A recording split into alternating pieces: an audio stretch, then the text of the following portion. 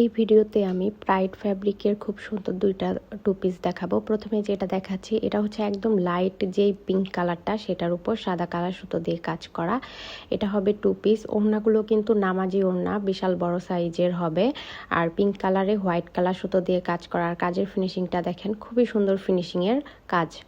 আর ওড়নাটা কিন্তু 5 হাত লম্বা এবং 2.5 হাত বহর হবে। পুরো ওড়না জুড়েই কিন্তু কাজ রয়েছে। এবার আমি আপনাদেরকে জামাটা দেখাবো। জামাটার বডি হবে 55 থেকে 60 ইঞ্চি পর্যন্ত, আর লেন্থ হবে 46 থেকে 47 ইঞ্চি পর্যন্ত। আর প্রত্যেকটা ড্রেসেরই কিন্তু স্লিভসে এবং ব্যাক পার্টে আপনারা কাজ পেয়ে যাচ্ছেন।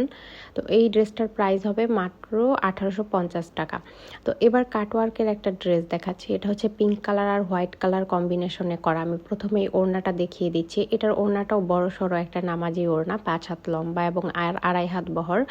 আর ওড়নার চারপাশেই কিন্তু খুব সুন্দর করে কাজ করে দেওয়া আছে, প্লাস অল ওভার ওড়না জুড়ে কাজ করে দেওয়া আছে।